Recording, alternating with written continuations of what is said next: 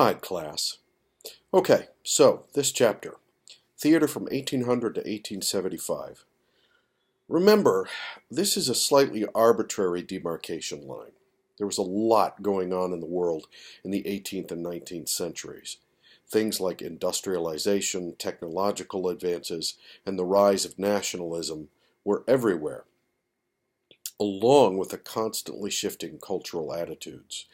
These things led to theater being very vibrant. I mean, just think about it. Industrialization led to urbanization.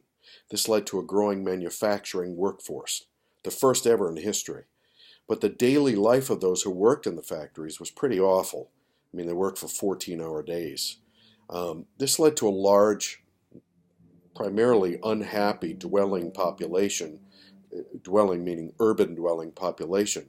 Their living situation was pretty shoddy. There wasn't a lot of upkeep.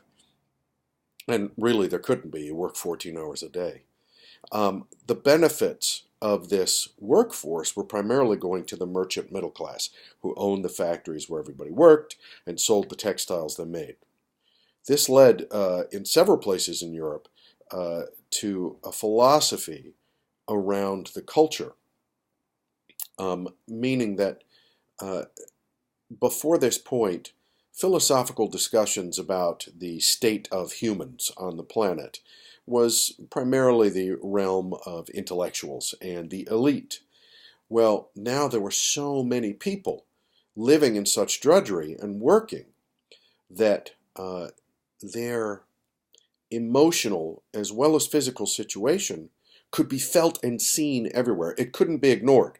You couldn't just go away and be an elitist and think, well, we don't need to think about the poor people. We need to talk about our lives and the meaning of our lives. That could no longer happen. So there were people who were actively taking a look and into how these people lived. This happened through essays, through books, and eventually in theatrical manner as well. It is really hard to imagine for us nowadays how vibrant theater once was and how it was a force for social change. In our era, there really isn't anything analogous to it. You could say something like YouTube, before it was owned by Google, was a place where everybody had a place to speak and to show and see themselves and have a voice. That's still the case. Social media kind of serves it, but it's really hard to target your audiences. It's really hard to get a captive audience. You must remember that theater in this time started to respond to its audience's needs. There were more people in the cities. You could have longer runs. You could have bigger theaters. More people were seeing you. And you could specify. You wanted to do an Irish play for the Irish immigrants who've moved into town. You could do that. You could do Italian plays. You could do plays for the Africans. You could do plays for basically any social group. That led to a very, very vibrant creativity.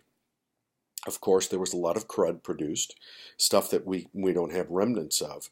But out of that came our modern theater. Technology, the telegraph, telephone, and light bulb were all developed during this period. This is the era of Tesla and Edison.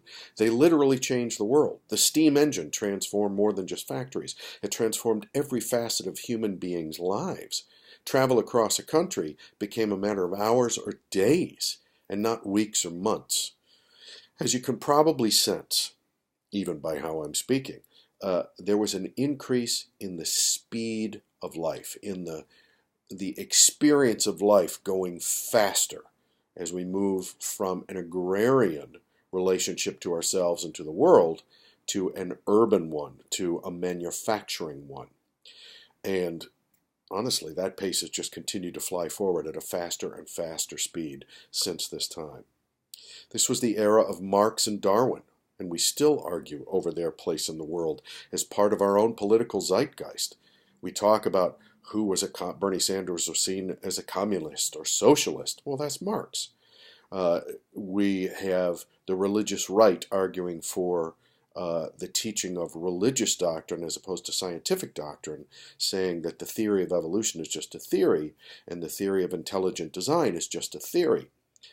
This is still being argued now. So this started, or the ability for us to argue about it now started back then. These social and philosophical ideas weren't immediately seen in the theater. The really deep conversations in theater and the human experience were later in this century, moving into the 20th century.